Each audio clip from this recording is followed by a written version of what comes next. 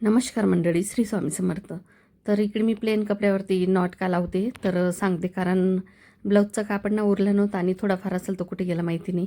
आणि हेच नाही कारण, तर मग दुसरंही कारण असू शकतं, कारण कस्टमरचं खूप दिवसानंतर एखाद वेळेस कॉल येतो की नॉट पाहिजे होते, आम्हाला लटकन पाहिजे होते. तर मग आपण असं प्लेन कपड्यावरती मॅचिंग अस्तरचा प्लेन कापड घ्यायचा ब्लाऊजच्या मॅचिंगचा, आणि मग आपण असं लावू शकतो हे बघा याप्रमाणे.